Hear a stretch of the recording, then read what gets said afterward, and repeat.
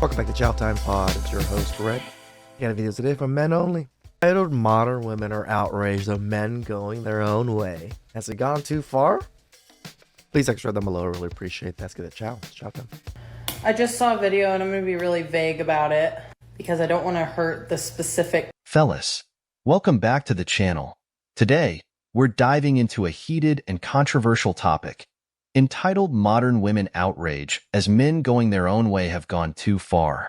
We'll explore why the Men Going Their Own Way movement is sparking such intense reactions, the reasons behind the outrage, and the broader implications for modern relationships. Before we get started, make sure to subscribe and hit that notification bell so you never miss out on our latest videos. Let's jump right in and break it all down. All right, I have a question, and this one's for the boys. Ladies, feel free to hang out in the comments and get an education right alongside me. This is for the men who say, pick better, who tell us to pick better. How? How do we... Don't pick the top tier men every single time. Stop going after the men that look the best, have the most money, or something in that fashion. They might not be the best of men. do that? When women speak on women's issues and femicide and domestic violence... The fuck is femicide? There's always... Like, killing of feminism? Or, like, what the fuck? There's gotta be at least one of you who's gotta jump on in and say, well, you should have picked better, or you're the one who opened your legs. Granted, you got me. But to tell me to pick better instead of telling him to do better, it's confusing. It's confusing. How am I supposed to know? How are we supposed to tell bad people to do better? Bad people are going to do what they want to do.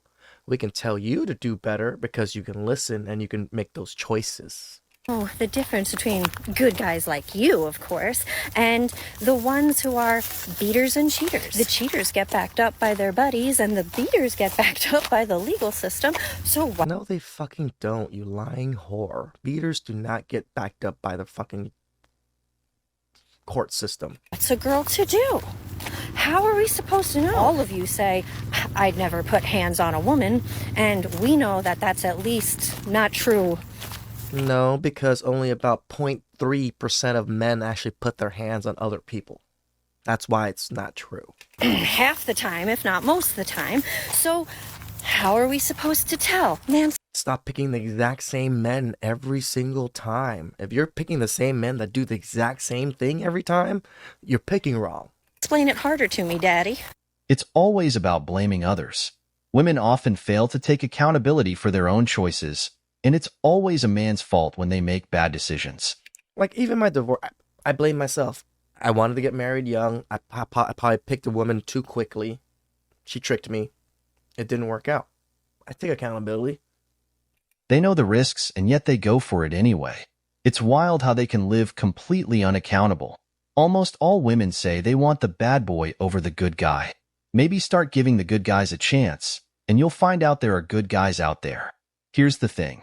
Apart from the clear sarcasm in the video, didn't you girls come up with names for that type of guy? That's right. He's a Chad, or whatever.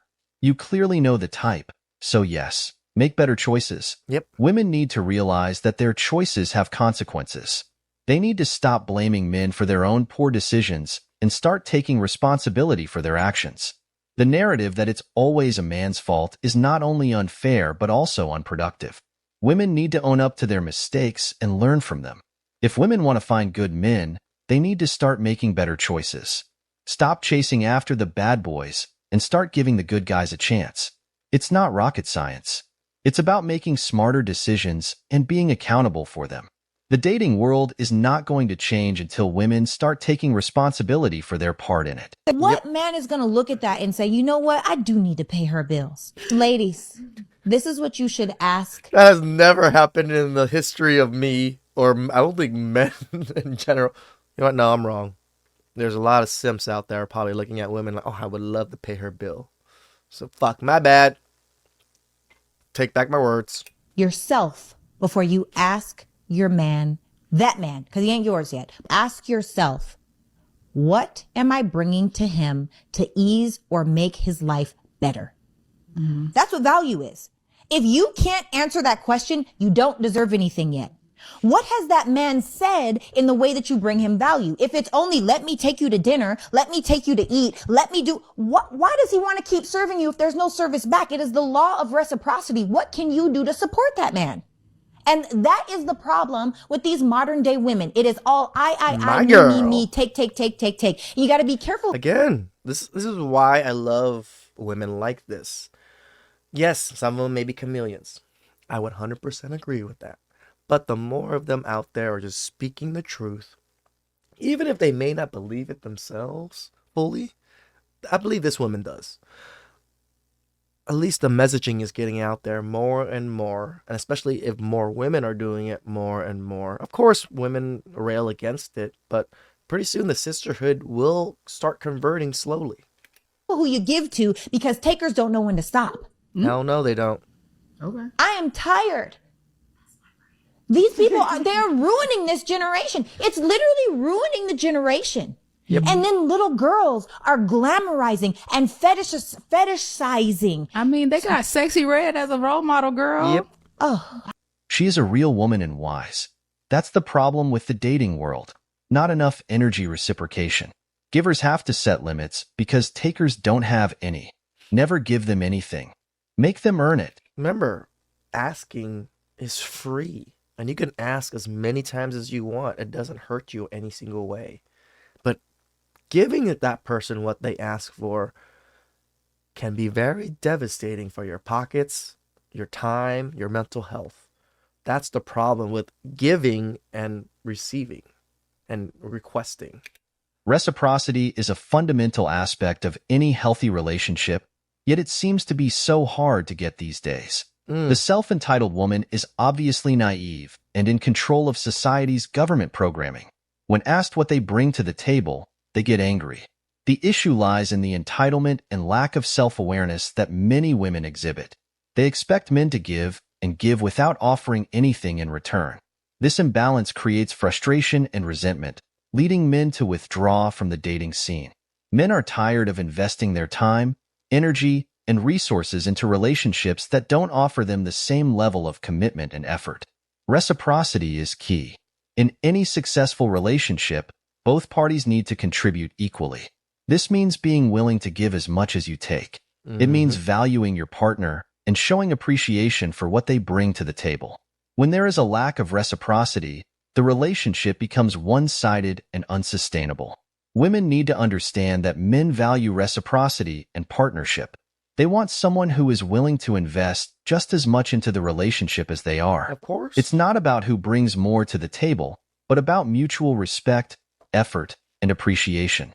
The dating world would be much healthier if women focused on what they can contribute to a relationship rather than what they can get out of it. Reciprocity should be a given, not a rarity. It's time for women to step up and show that they value their partners as much as they expect to be valued. Hi. So I'm officially 36 and I'm single against my will. So hello. I didn't think I'd be here again, but here we are. So I just want to say I really appreciate the really, really kind comments and DMs about the situation. It means a lot. I've really just been taking it an hour at a time at this point. He wished me happy birthday on my birthday. We went back and forth a couple of times. I said, I'd love, thanks for the birthday wishes. I'd love to see you when you're back, because that's the truth. Like, my feelings didn't just shut off. I'm someone who, I want to have a face-to-face conversation. That's just it. So I said, I'd love to see you when you're back. Asked if he wanted to go for a walk this weekend, which we would normally do with Harry anyway, and nothing. So I'm just, I'm just processing. It's shocking. It's very out of character for this person. I don't hate them because I think he's wonderful, and I think whatever he's going through, it makes me sad that I can't be there for him, or we can't talk through it, but this is just what's in front of me. So I just have to work through the emotions. So it's been a lot of crying. Wait, is this all just because he didn't reply to the one message? I'm confused right now. A lot of writing, a lot of this sort of thing. It's very cathartic to do this. And, I'm just sorry that so many people could relate to this, because it's just, you have to communicate. You have to communicate. I mean, conflict is inevitable. I mean, I'm not talking about like toxicity and abusive situations. That's not okay. But conflict is normal and healthy. And it's just sort of a function of taking two people who have two totally different upbringings and experiences. I don't think conflict is normal. Like discussions, sure, but like conflict? And everything, you put them together, there's going to be conflict. To think that there's not is just, I don't know, delusional. And maybe that's the solution. I don't know. But conflict is inevitable. You have to be able to communicate. It's really unfortunate and disappointing that this person just refuses to do so. Did you do something to this guy and you wanted him back and then now he just didn't reply you and ghost you? Is this what's going on? And I just have to take that and move forward. So that's what I'm doing. I'm just trying to stay busy, exercise, spend time with friends, cry when I want to cry. Harry's been wonderful. He's my little angel. I'm going to New York this weekend. I'm going to the Toast live show. I'm very excited. I'm staying in my old neighborhood. It's my happy place, and I just can't wait to just walk around, eat good food, have a little bit of just change of scenery and some solitude will be really nice. Here, I feel like I'm constantly looking over my shoulder. Like, I don't know if I'm going to run into him. So it'll be nice to just have a couple days to myself. So I'm really excited about that. But anyway, I wish I had like a better update, but I don't. And we'll just have to, I'm navigating this the best I can. So yeah. But thanks to everyone. She said a whole lot of nothing. I'm confused at what the fuck's going on. For like being so kind and in the comments and everything. Absolutely. This double standard in dating is frustrating for men. Women ghost men, Oh, use them so as it meal is tickets, what I thought it was. and then demonize and blame them when things don't work out. Yet, when men do the same, they're painted as villains on TikTok, with women playing the victim. It's a no-win situation for men. This behavior creates a toxic dating environment. Men are expected to be providers and protectors, yet when they seek the same level of effort and commitment from women, they are labeled as demanding or controlling. Women often expect men to pay for dates, initiate conversations, and make all the effort to keep the relationship going. However, when men ask for reciprocity, they are met with resistance or accusations. Ghosting is a prime example of this double standard. Women often ghost men without any explanation, leaving them confused and hurt. Yet, when men ghost women, they are quickly criticized and shamed online. The reality is that both men and women can be guilty of ghosting. True. And it's not fair to place all the blame on men. Women need to understand that men also have feelings and deserve to be treated with kindness and consideration. Blaming men for everything that goes wrong in dating is unfair and only serves to perpetuate negative stereotypes. To tell the truth, I don't think ghosting is that bad. Like, it just pretty much told you that the person doesn't like you. Just move on. Like, there's no need to be hung up over it, in a sense. Like, even me, if I got ghosted, I mean, it's what it is. Sucks. I get ghosted all the time on dating apps, so it's a normal thing. I'm actually fully fucking sick of men in their mid-20s, late 20s, even early 30s messaging me, asking me to come round to your house. You know why? It's because probably that hairstyle you got there going. I don't know you, bro. Literally, if you just had said, hey, would you want to catch up for a drink? I'll most likely go home with you if the vibes are good, of course. I'm almost positive you're talking about Tinder. I'm just spitballing. You act like I'm asking you for a fucking goose that shits fucking gold eggs. I'm really... Yeah, that's the thing, girl. You're not even worth the drinks. These men don't see your worth being that. That's why they message you to just come and hit it. Not. It's fucking easy. Hey, would you like to go get a drink? But instead, in your head, it's like, hey, I know I'm a random fucking stranger and you've just seen a photo of me. Want to come around? No, dude. No, I don't want to come around. Absolutely. Welcome to the new era of dating, ladies. Men have become more cautious about investing their time and money in relationships. They've been through the dating scene, and now they jump directly to the one thing they want. Men aren't interested in dating or relationships anymore. There's one thing and only one thing on their minds. It's easy to comprehend. Every complaint from women often sounds like humble bragging about being sexually desired by men. They lament the lack of genuine connection and effort from men, but let's be real. Many women have used men for free drinks and meals, exploiting their generosity without any intention of reciprocating. In this new era, men are no longer willing to be taken advantage of. They've learned from past experiences and are now more selective about where they invest their resources. They know the game and are playing it smartly. They won't invest until they know it's going to be worth it. This shift in behavior is a direct response to the treatment they've received from women who view dating as a transactional game rather than a genuine effort to build a meaningful connection. Yes, ladies, you made men into this way. Men used to always want to pay, used to always were willing to do a lot of these things. Now, good luck. Women complain about the lack of chivalry, the absence of romantic gestures, and the scarcity of men willing to invest in dating. However, these complaints often ignore the fact that men have been burned too many times by women who took advantage of their kindness and generosity. It's no surprise that men have become more guarded and less willing to invest in women who don't show genuine interest and reciprocation. The truth is, men have adapted to the modern dating landscape. They've learned to protect themselves from being used and are now more discerning about where they invest their time and money. They understand that a genuine connection is a two-way street, and they won't put in the effort unless they see that it's being reciprocated. Women need to understand that if they want men to invest in them, they need to show genuine interest and effort. They can't expect men to keep giving without receiving anything in return. Reciprocity is key in any relationship, and men have become more aware of this than ever before. I just saw a video and I'm going to be really vague about it because I don't want to hurt the specific person's feelings, but I do want to make a bunch of people aware.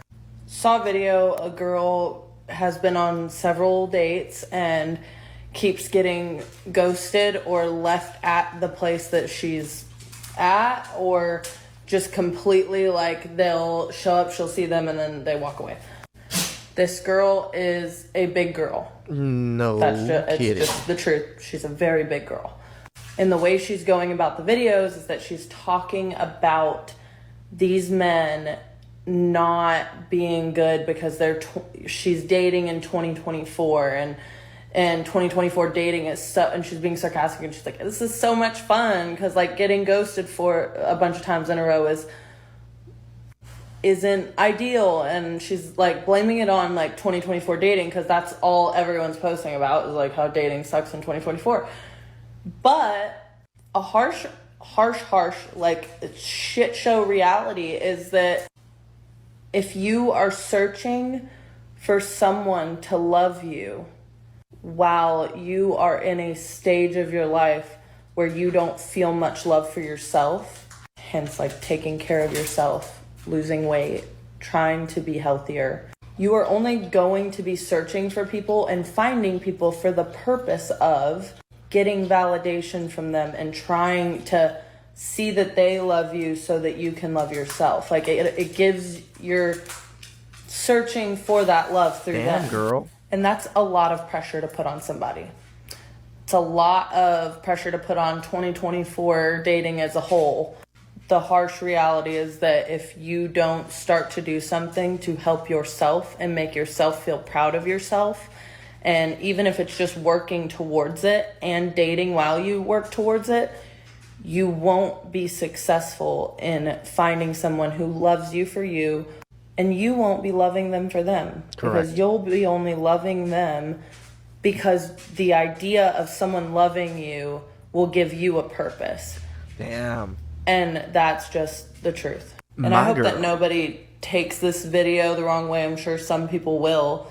But all in all, if I can help someone realize before it's too late, before you've hit a threshold or before you've started to hit menopause and it's way harder to lose weight, I hope that this reaches those people who are open-minded to the idea that, wow, like, I did need something to, like, wake me up and be like, oh, like, I still have fucking time. You still have time. And maybe once you get over that bridge of, like, starting to lose the weight or starting to be healthier, maybe you won't even need these guys. Correct. You won't even need the love of those guys, because the love that you're going to feel for yourself is going to be so nourishing and refreshing and so new to you that you're going to be like, what the fuck was I 100% agree with, even for you men. That's why I say get your ass to the gym. Once you see your sexy body start cutting some weight, start losing some weight, your jawline starts appearing a little bit more, you're fucking looking better, you look skinnier, your face is more prominent, you don't think you're going to feel better? You don't think you're going to love yourself more? You don't think you're going to be more confident in going out there to conquer the world? Because you will, motherfuckers, you will. living without for this long? But I love you guys. That's all. Body positivity is about progressing yourself physically. No man wants a partner who is committed to an unhealthy lifestyle. The harsh reality is that she's catfishing these men. Yes. If she keeps getting ghosted or stood up by these men, then there is something about her that she isn't truthfully presenting on the apps. That's what I was She's thinking. catfishing dudes, not showing her true self, and then blaming men. Men want authenticity. If you're not presenting your true self and then get upset when men react negatively upon meeting you, the fault lies with you. Body positivity is not an excuse to deceive others. It's about embracing who you are and working towards a healthier version of yourself, both physically and mentally. Women need to stop blaming men for their own lack of honesty. If you're not being truthful about your appearance, your interests, or your lifestyle, you can't expect men to stick around when they find out the truth. This catfishing behavior is unfair and leads to unnecessary disappointment and mistrust. If women want genuine connections, they need to be genuine themselves. Show your true self from the beginning. Be honest about who you are and what you look like. Men appreciate authenticity and are more likely to respect and value you if you're upfront from the start.